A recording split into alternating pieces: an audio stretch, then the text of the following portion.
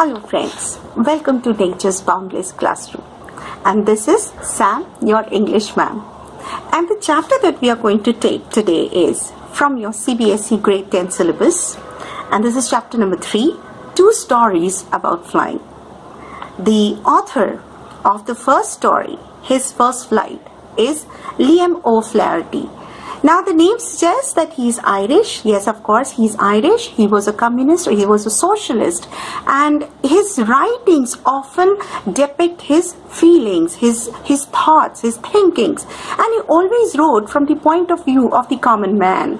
So you would find this story not only very interesting, but also very, very relevant to your life. You can even call this as a parable because it has at the center the seagull, a young seagull. Now we start our story from these lines that the young seagull was alone on his ledge, and his 2 brothers and his sister had already flown away the day before. He had been afraid to fly with them.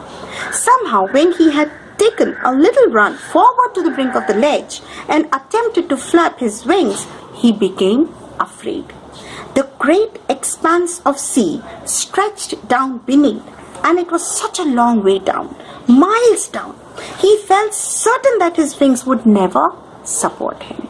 So we come to know that there's a family of seagulls, and they have all flown away, and this young seagull is left behind. He's still on the ledge, and the reason why he has not flown away with his brothers and sister and his parents is that he's afraid. He feels that his wings are just not good enough. They don't have that much of strength, and every time he sees the vast sea and he looks down from above and he sees, my God, this sea, like this ledge where I am standing, it is so high above, and the ocean or the sea is so down. OMG, I would never be able to actually survive. In case I fall down, I am going to go, and I will be gone forever. So this is the fear that is stopping him. So much as he wants to be with his family, much as he wants to be with them, and he wants to enjoy the pleasures of the life and the pleasures that his family is enjoying, this one fear, or the fear of failure, is stopping him. And what happens? He just rushes back. He tries. He thinks that he won't be able to do. He rushes back to his place where he spends the night. And over the next few lines, we see that though he tries, he gathers his courage, he tries, yet exactly at that point, his courage fails him, and he again goes back like a defeated warrior. Now what about his parents? What are they doing? They are calling out to him. They are upbraiding him. They're scolding him. They are threatening him. They're saying that, see, if you do not come over this side, if you do not fly, we are not going to feed you. You will starve and you will really die. We are not going to help you. Children, this is exactly what happens in our lives too. Isn't it? There is something that stops us. There is something that says, oh, I can't do it. I don't think I have the guts to do it. I don't think I have enough talent to carry this out. It could be an exam, and you would feel, oh, I haven't studied enough. I don't think I'm going to, pass. It could be a dance competition. You so want to participate in this, and yet you feel, no, what if I just, take a wrong step? The whole world would be watching. They'll all laugh at me. And you're like, I can't do.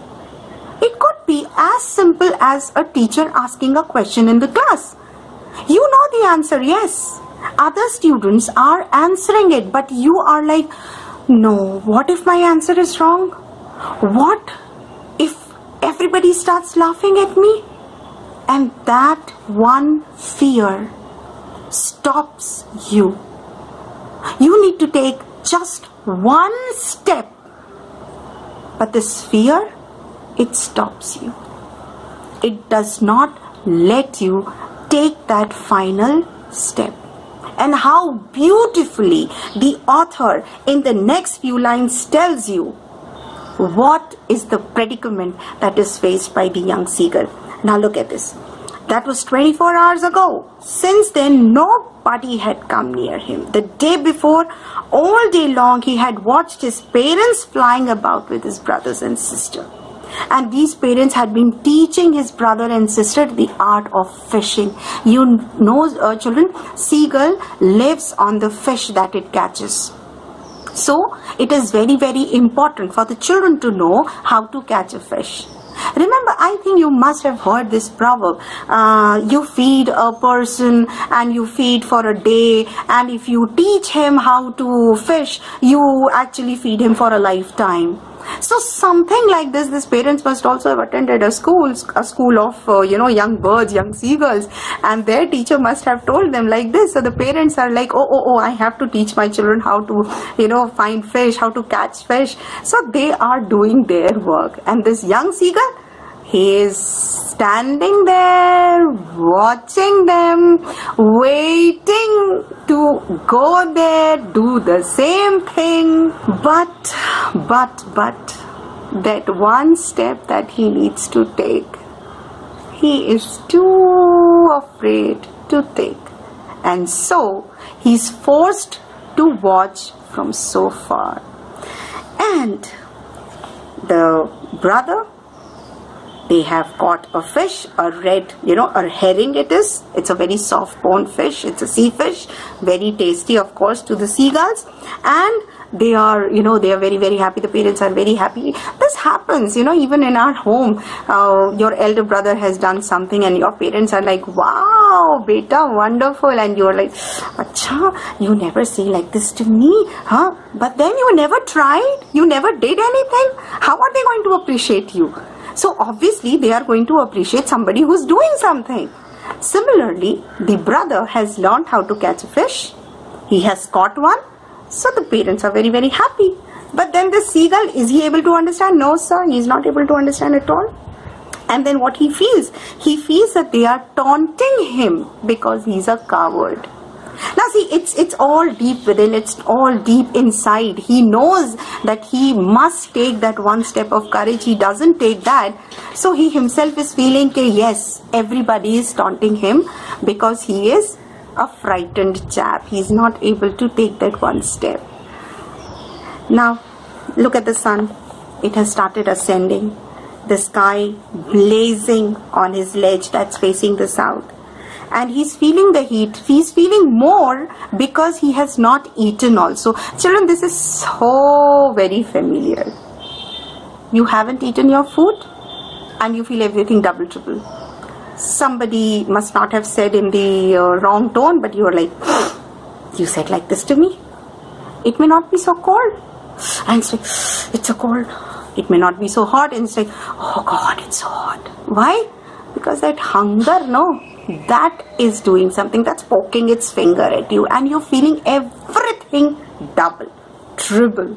Same thing is happening with the seagull as well. Now what is he doing? He stepped slowly out to the brink of the ledge, and standing on one leg with the other leg hidden under his wing, he closed one eye, then the other, and pretended to be falling asleep. Now he's trying to pretend that he's asleep, as if it is not bothering him, and the family is still not taking any notice. They are busy.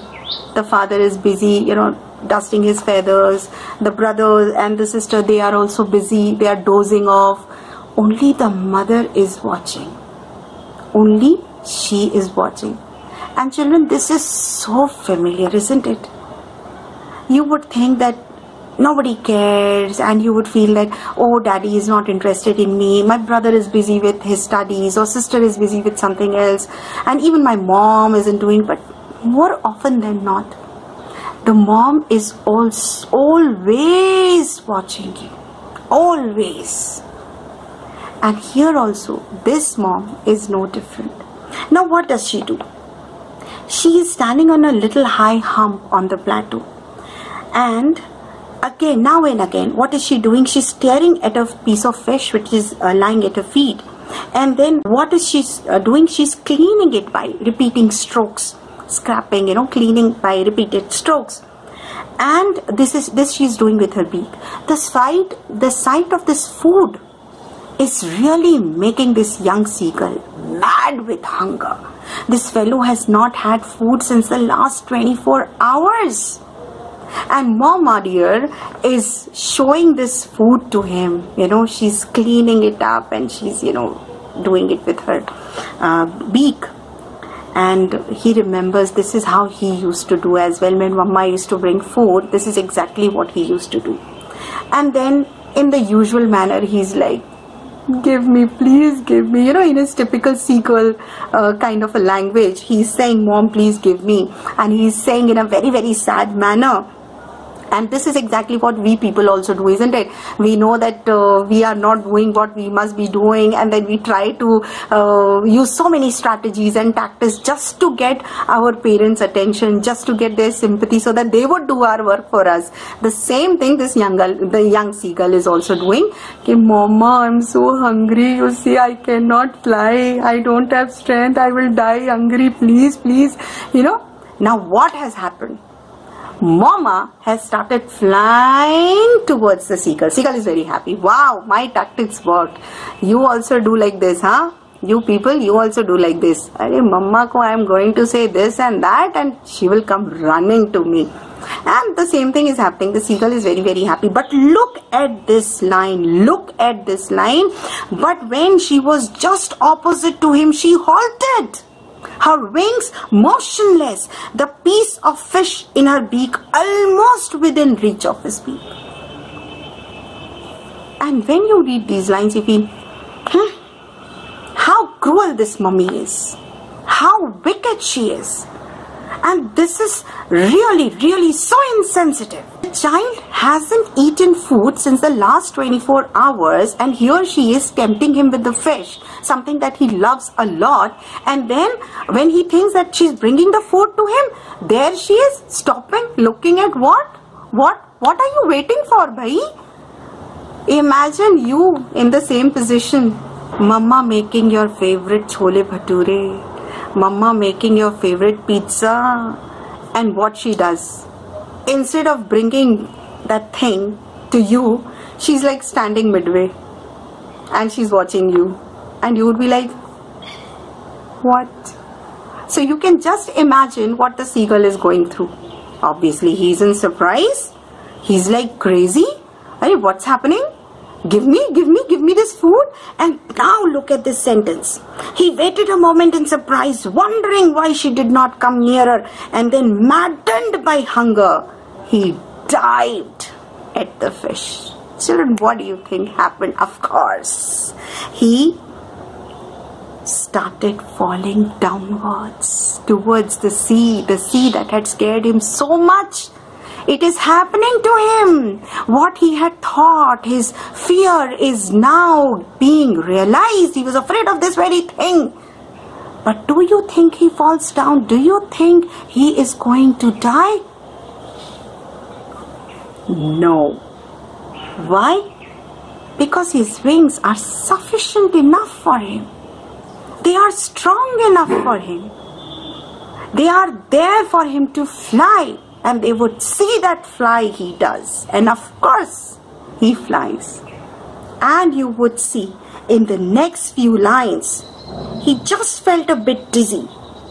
Then he flapped his wings once and he soared upwards. His mother swooped past him, her wings making a loud noise.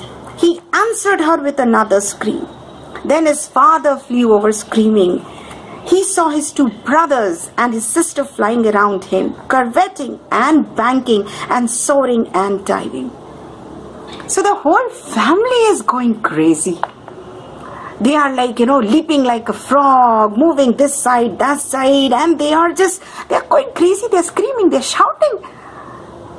This is exactly what happens when, my dears, you do something that is worth lots of applause.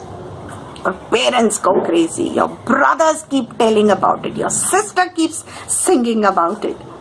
Yes, and you, how do you feel? Look at this.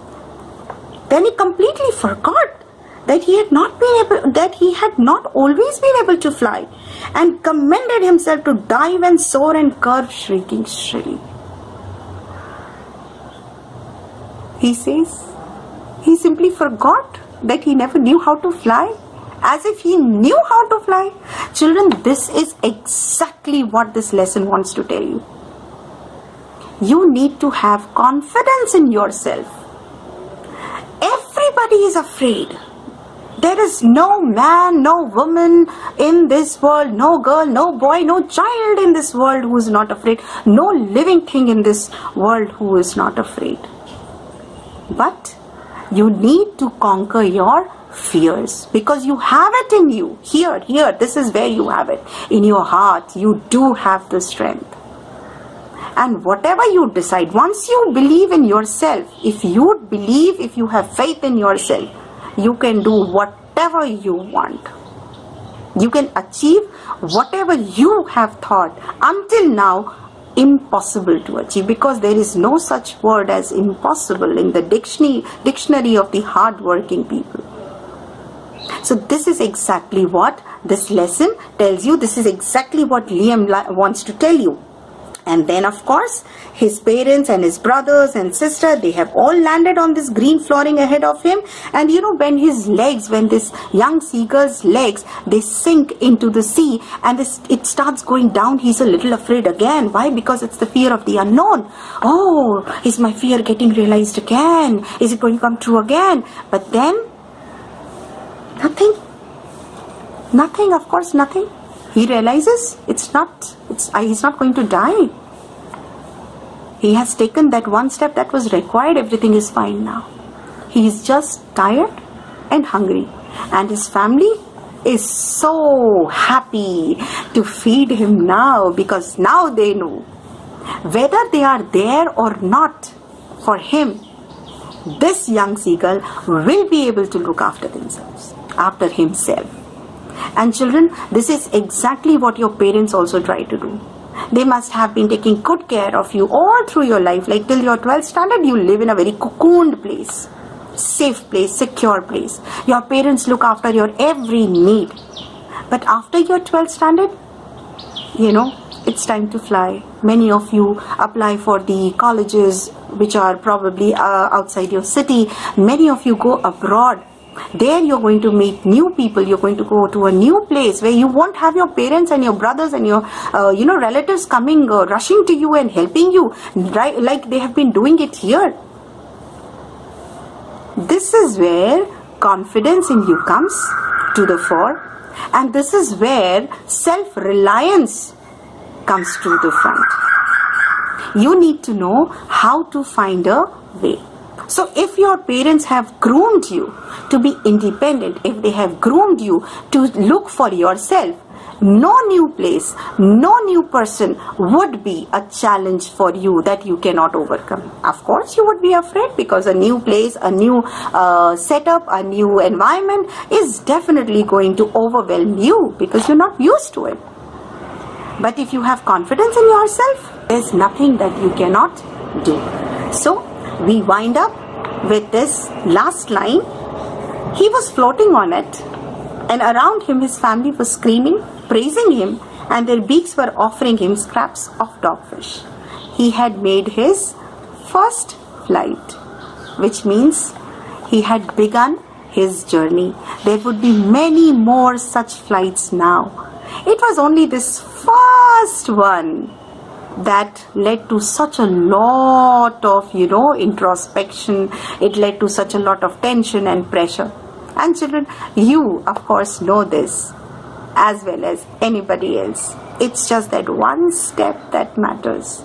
So every time you feel afraid, every time you feel I can't do this, remember, you need to have faith in yourself, and you need to tell yourself, I can do it.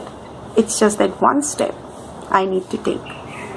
And whatever will happen, I have been raised in a manner that I can handle it. Yes? So see you in our next class.